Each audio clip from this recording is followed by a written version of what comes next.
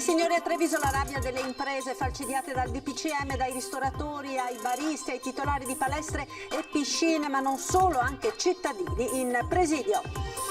Si rischia la guerra tra poveri, così il governatore del Veneto Luca Zaia, solidale con le imprese colpite, trattati come untori, attacca e chiede al governo un passo indietro. La foto con il suo sconforto fuori dal locale ha fatto il giro d'Italia come simbolo della mazzata per gli esercenti, ma io non mollo, dice lo storico ristoratore di Oderzo, Giuseppe Tononna. Dalla rabbia alla provocazione, Venezia il titolare di un bar avverte: non chiudo, mi arrestino pure. A Maseri i gestori di una palestra dispongono gli attrezzi nel piazzale all'aperto. Da mercoledì intanto al via in Veneto la didattica a distanza al 75% nelle scuole superiori, come da DPCM. Zaia: sono obbligato, avevo preparato ordinanza per il 50%, lo trovo assurdo. Lumini all'esterno, una bara sul palcoscenico, al Teatro ai Colli di Padova in scena ieri sera il funerale di un altro comparto colpito dalla DPCM. In una casa di riposo di Castelfranco, commozione e lacrime tra parenti e nonni che dopo mesi sono tornati ad abbracciarsi e toccarsi, seppure con l'ausilio di speciali protezioni.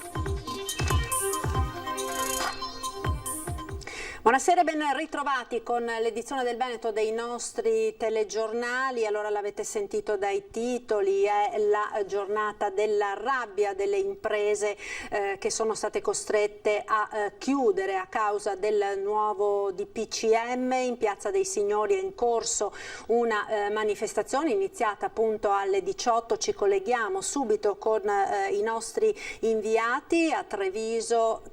Eccoci qua, Christian Arboit e Nicola Marcato. Vi ringrazio molto e vi auguro una buona serata. Sì Marta, buonasera.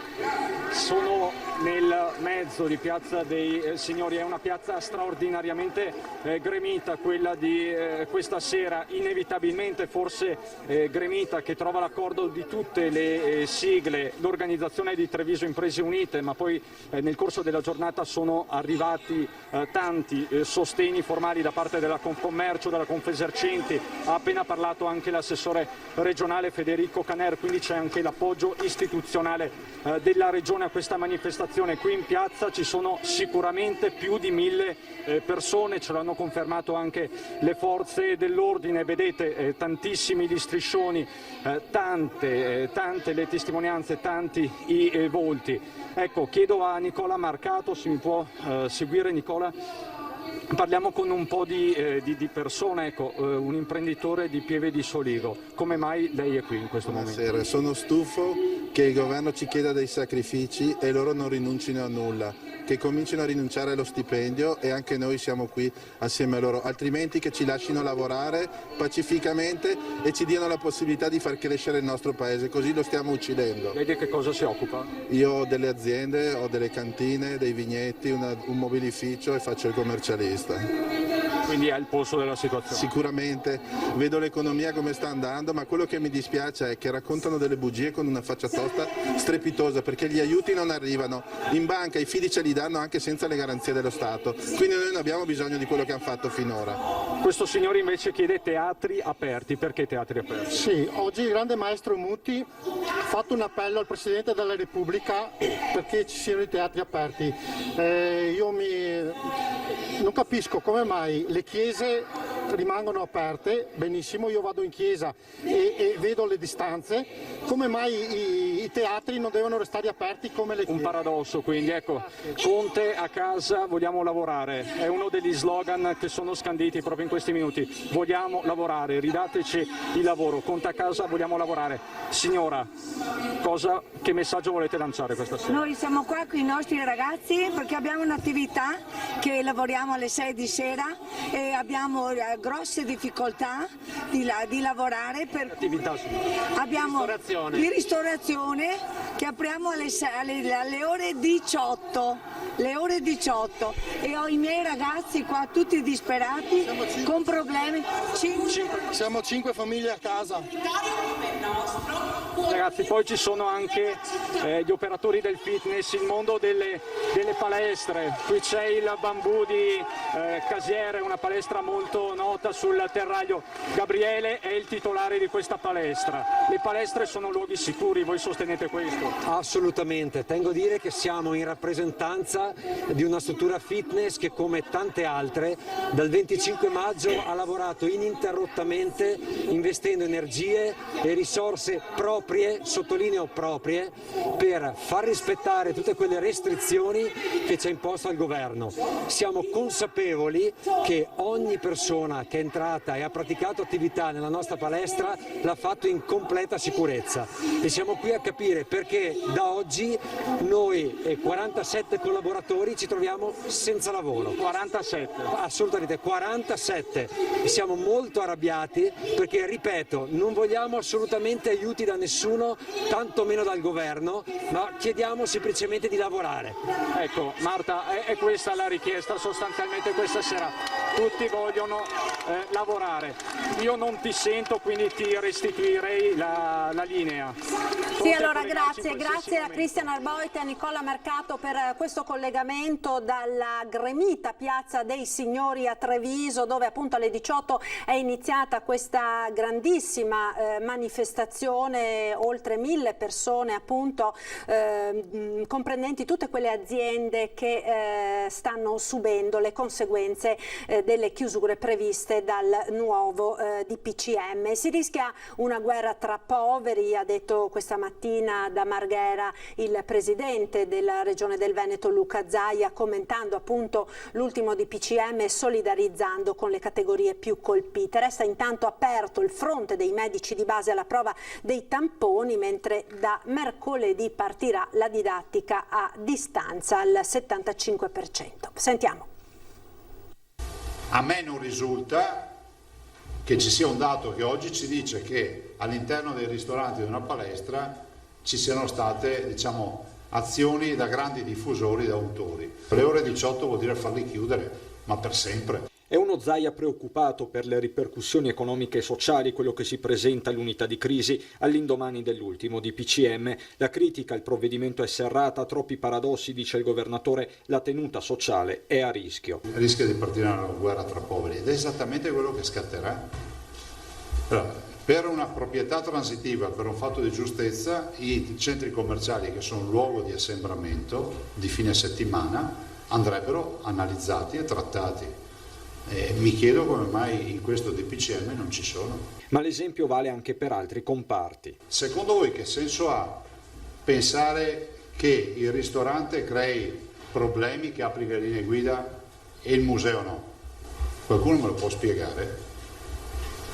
Cioè, perché sono rimasti aperti i musei? Ma è una scelta politica questa, allora non è epidemiologica. Da qui l'appello al governo di ritornare sui propri passi e partire dai dati dei singoli territori. Io veramente invito il governo a rivedere questa norma o avere il coraggio di dare facoltà alle regioni di decidere in base ai piani di sanità pubblica. E a proposito di sanità pubblica, Zaia torna sulla questione dello screening, leggi, tamponi e coinvolgimento dei medici di base, trattativa fatta propria dal governo ma in queste ore in salita con i camici bianchi che pongono la questione della sicurezza degli ambulatori. Se tutti i medici di base si occuperanno del fare i tamponi ai loro pazienti che ne hanno bisogno e di attivare la fase di sorveglianza, capite che noi non avremo più nessuna coda per i tamponi, perché ognuno va dal suo medico di base. Altra partita, quella sulla didattica a distanza, con la nuova ordinanza della Regione in vigore da mercoledì per le scuole superiori. Ho firmato l'ordinanza per la chiusura al 75% come previsto dal DPCM, non ho alternative. Non era quindi l'ordinanza che voleva adottare Zaia, intenzionato a fermarsi al 50% e alternare gli studenti in classe, ma il governo ha posto le regioni di fronte a una scelta di fatto obbligata. Quindi oggi dico 0 o 75, siccome 0 non si può dire in un contesto come questo, mi tocca dire 75. Io lo trovo assurdo come viene impostato questo lavoro. E al tema dei ristoranti è dedicato il nostro sondaggio di oggi. Vediamo il quesito al quale vi chiediamo di rispondere con l'aiuto della nostra grafica. Ristoranti chiusi dalle 18, è giusto?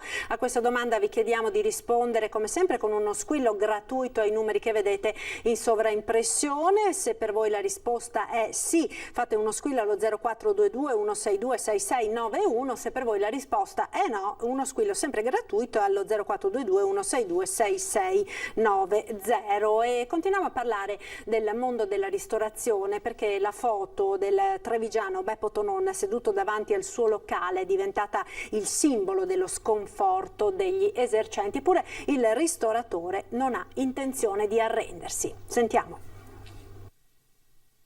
La mascherina che penzola dall'orecchio, la divisa blu, lo sguardo fisso nel vuoto. La foto di Beppo Tonon seduto davanti al suo locale a Piavon Oderzo ha fatto il giro d'Italia ed è diventata il simbolo dello sconforto dei ristoratori dopo il nuovo DPCM.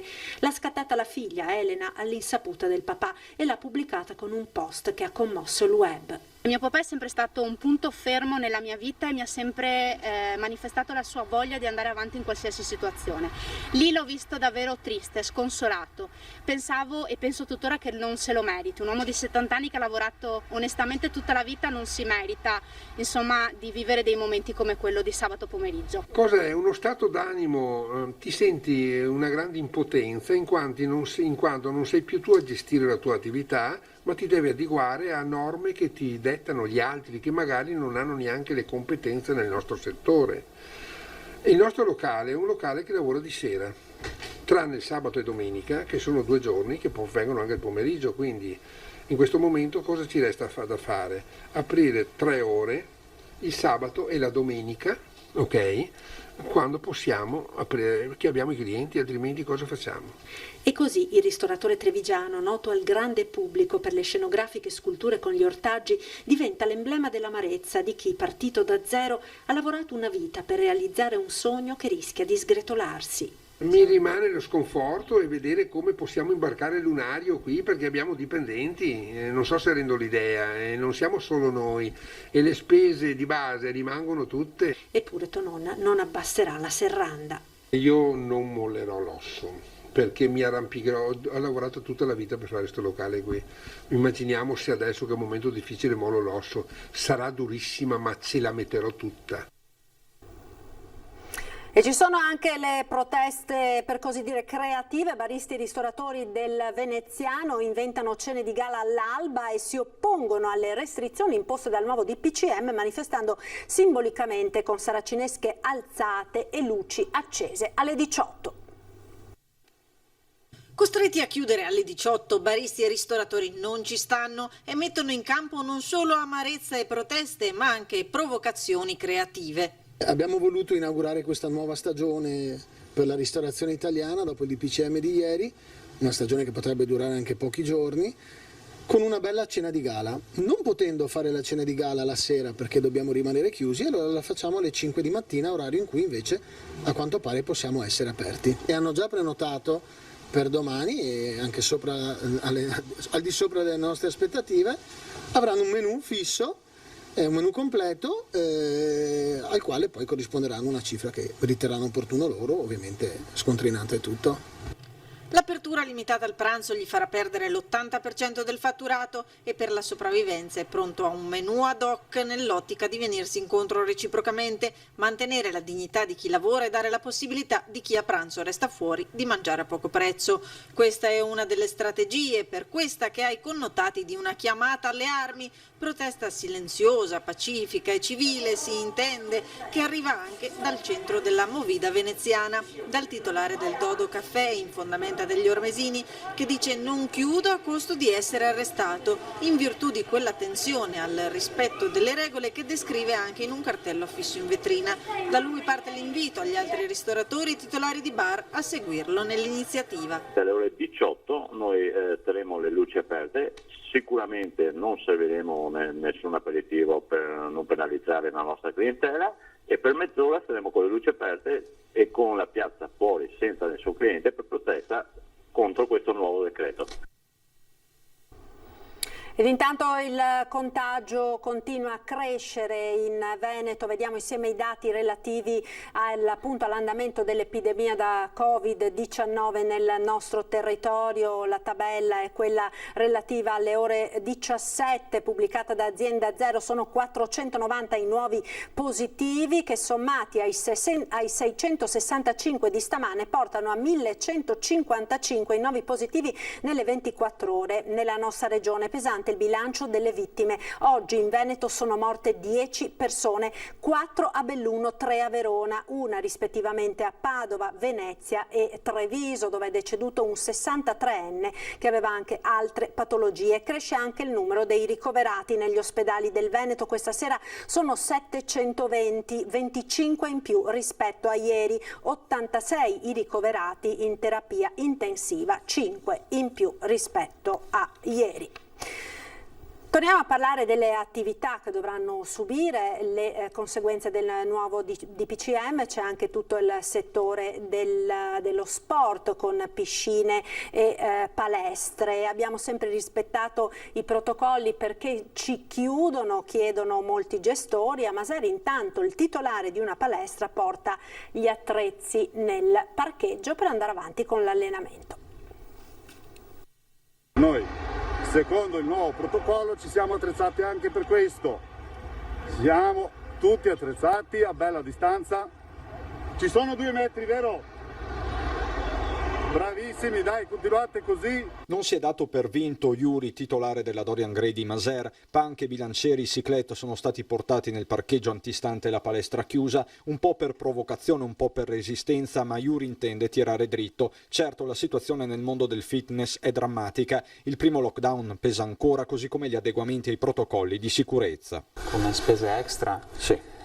Si parla di una cifra che va dai 12 ai 15.000 euro in più rispetto alla normalità. E questo senza dimenticare i costi fissi anche nel caso di chiusura totale, soprattutto per le piscine. Noi abbiamo chiuso questa mattina, ma io ho l'impianto che sta funzionando, quindi sta generando costo, proprio perché la chimicità dell'acqua ha tutte le sue proprietà e per permettere la balneabilità ha la necessità di essere seguita e manutentata. Ed è così che gli operatori si sentono delle cavie. Non è corretto fare esperimenti su chi fa impresa, perché comunque ci sono in ballo gli interessi di tutti all'interno di un'impresa. A Maseri intanto ci si allena e si cerca di tenere alto il morale. Mauro, tira su il bilanciere, schiena ferma. Ecco, bravi ragazzi. Allora, noi andiamo avanti e voi seguiteci, più siamo meglio è. Ed ora linea alla regia per la pubblicità, tra poco restate con noi.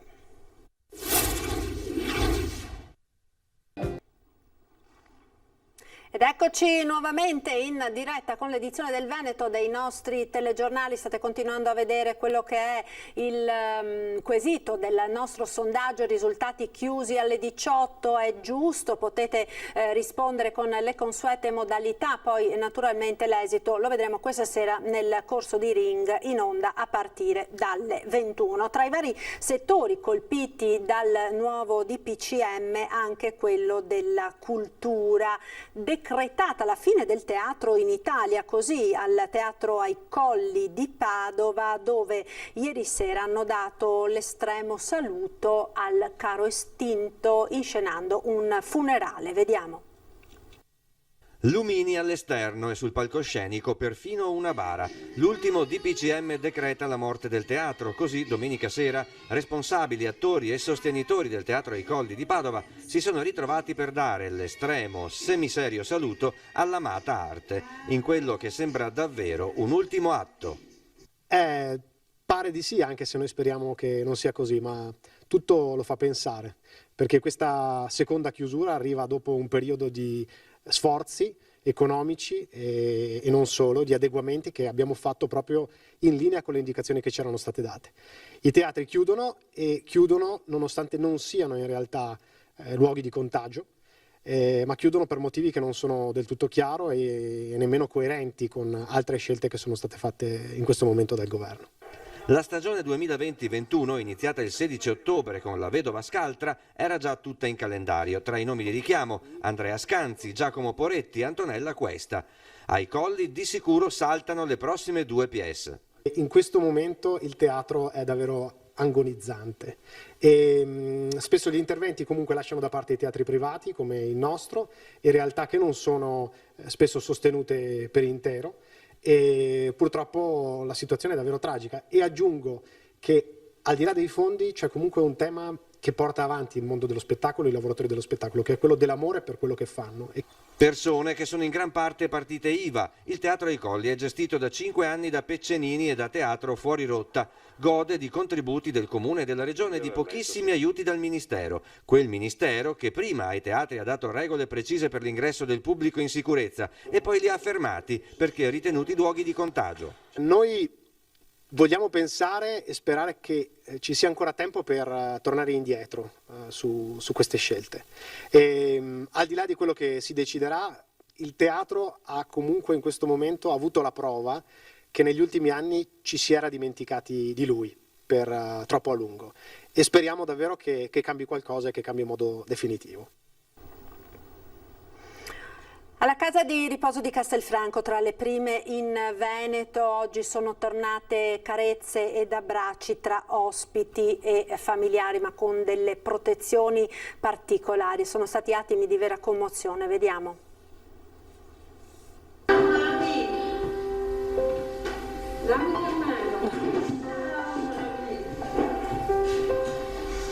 Figlie che accarezzano le madri, mogli che stringono le mani dei mariti. Alla casa di riposo di Castelfranco Veneto è di nuovo possibile, malgrado fuori il Covid sia tornato a diffondersi. Per consentire di nuovo il contatto tra ospiti e familiari è stato creato questo ambiente dove le emozioni, come dice il nome dato alla struttura, non hanno confini. Una breve presentazione alla presenza del sindaco Stefano Marcon e dei rappresentanti di Regione e azienda sanitaria. I parenti attendono all'esterno di poter entrare a piccoli gruppi. Questa signora ci riferisce la richiesta che la mamma le aveva fatto poche settimane fa in giardino, dove con la bella stagione ci si poteva incontrare senza avvicinarsi. E lei mi disse: guarda, mi basta solo sentire il calore della vostra pelle. Sono emozionata. L'abbraccio ci è mancato a me e ai fratelli, e quindi sicuramente questa sarà un'opportunità che ci apre il cuore, insomma. È un sogno per Maria vedere e abbracciare mio cugino, che è proprio un cugino di cuore, nel senso che c'è sempre stato un affetto molto molto profondo. Il fatto del contatto fisico aiuta a sentirsi più amati, più vicini. Ed eccoli insieme ai loro cari.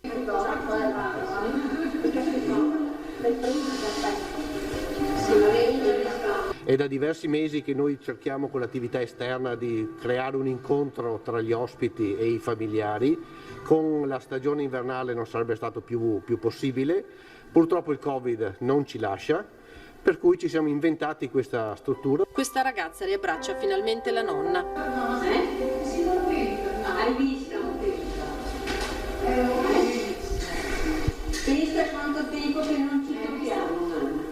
Si riesce a sentire il calore della persona, si riesce finalmente ad abbracciarsi. Ci siamo organizzati con delle ditte specializzate, abbiamo pensato a un prototipo che nel giro di 3 settimane è stato realizzato per consentire l'abbraccio non solo agli ospiti in carrozzina ma anche agli ospiti in piedi. Per i nostri ospiti non c'è nulla di più confortevole di un abbraccio. Il cubo multimediale al centro dell'ambiente proietta immagini rilassanti, ma non solo. I familiari inviano video che riportano gli anziani alle proprie cose, alla vita domestica, e poi la pet therapy che stimola positivamente gli ospiti. Ma è poter stringere di nuovo quelle mani la vera rivoluzione.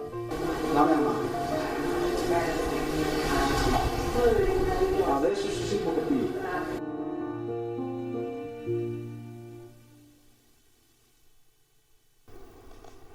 Ecco, questo è anche quello che ha prodotto l'epidemia del Covid nel nostro territorio, non dobbiamo dimenticarcelo. Ma torniamo ora a Treviso, in Piazza dei Signori, dove l'abbiamo visto in apertura, è in corso la manifestazione delle categorie economiche, ma non solo, anche tanti cittadini che protestano contro il nuovo DPCM varato dal governo. Ci colleghiamo quindi subito in diretta con Piazza dei Signori, Cristian Arboit e Nicola Marcato. Eccoci Cristian. Sì Marta, eccoci di nuovo. Allora, guarda, la piazza è sempre più gremita, continua ad arrivare gente, si continuano ad alternare le testimonianze sul palco dei vari operatori, agenti di viaggio, ristoratori, titolari di palestre e di piscine. Qui ormai secondo me siamo ben oltre le 1000 persone comunicate all'inizio dalle forze dell'ordine, dalla questura, perché stanno confluendo da tutte le vie qui collaterali. Diciamo che è una protesta assolutamente civile, più volte dal palco si stanno rassicurando sul fatto che la gente indossi correttamente le mascherine. Certo, c'è tanta gente perché tanta è la rabbia, tanta è l'esasperazione per questo ultimo DPCM. Buonasera, lei è un imprenditore? Sì. Di che settore? Io vendo ricambi auto a Montebelluna. Ricambi auto a Montebelluna è un settore anche il suo colpito da... Certamente, perché chiaramente meno gente corre in automobile e meno ricambi servono, quindi anche noi avevamo un sacco di clienti che andavano a mangiare sui ristoranti di fronte, che adesso chiuderanno sicuramente, quindi non abbiamo più la nostra clientela. Ecco, grazie. Come vedi Marta, la piazza è assolutamente reattiva e proattiva in questi minuti. Ciao, tu sei qui in qualità di cosa? Sei imprenditore, sei un cittadino? No, sono un cittadino che ha nelle scatole piene di questo governo e di come ci sta governando, perché io faccio parte del mondo dello sport e onestamente il mondo dello sport viene sempre danneggiato in questo paese, viene sempre limitato quando lo sport crea immunità, dà la possibilità ai ragazzi di potersi muovere in sicurezza, quindi non vedo, per me è allucinante. Chiudono lo sport e certe altre cose le lasciano aperte come se niente fosse. Ci sono dei paradossi. Sì, esattamente. Ecco, certo Marta, Cristian, che fa impressione, no? In un momento in cui vengono chiusi i locali, viene raccomandato di non fare assembramenti, vedere una quantità di persone del genere in piazza, parliamo di migliaia di persone.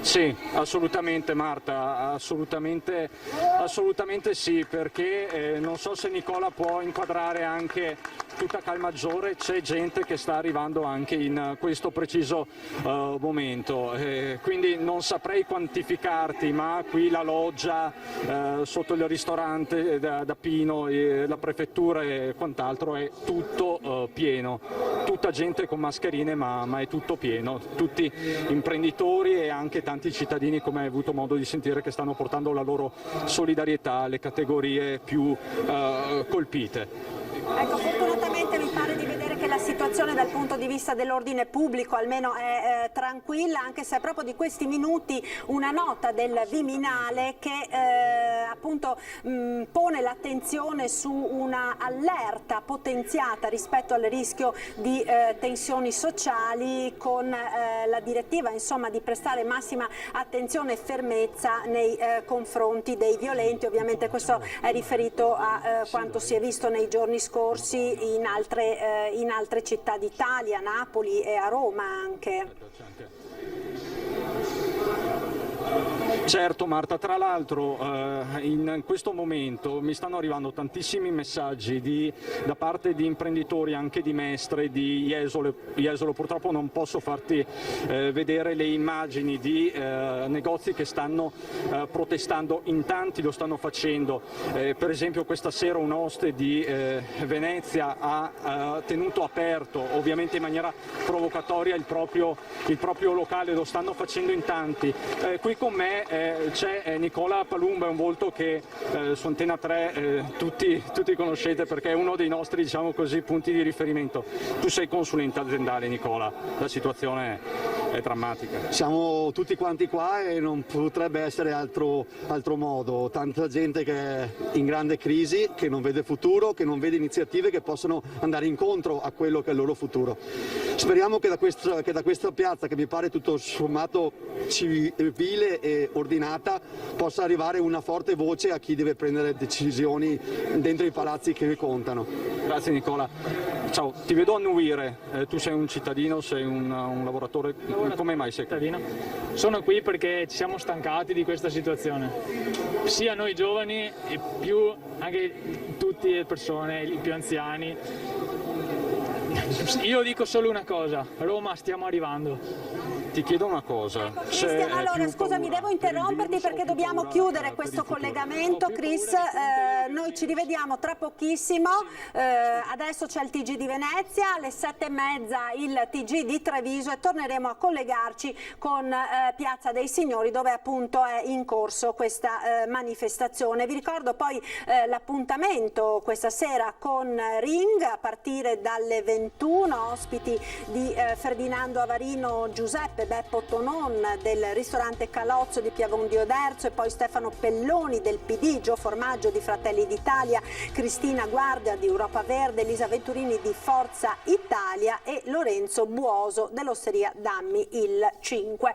È tutto dunque per questa edizione, linea alla regia. Ora ci salutiamo come sempre dando un'occhiata alle previsioni del tempo per le prossime ore.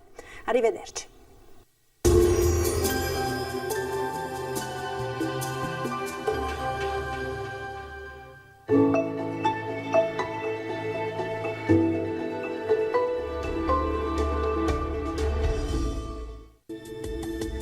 Bentrovati al meteo. La perturbazione si sposta verso sud sul nostro territorio, dunque migliora il tempo, ma vediamo il dettaglio di martedì 27 ottobre.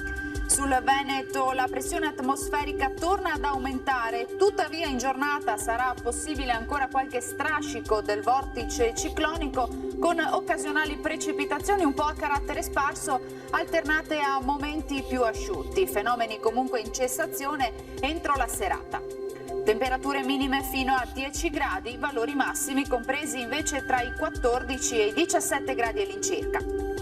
Ci spostiamo ora sul Friuli Venezia Giulia, anche qui cielo localmente nuvoloso con, vedete, qualche pioggia, anche in questo caso però in serata andrà meglio con tempo via via più stabile. Temperature minime tra 8 e 12 gradi, massime invece sui 17 gradi. Infine diamo uno sguardo alla situazione del Trentino Alto Adige, al mattino rovesci un po' più frequenti, sarà invece più asciutto e soleggiato con il passare delle ore. Temperature minime sui 5-6 gradi, massime sui 14-15 all'incirca. Dal meteo per ora è tutto, io vi auguro un buon proseguimento in compagnia di Antenna 3. Arrivederci.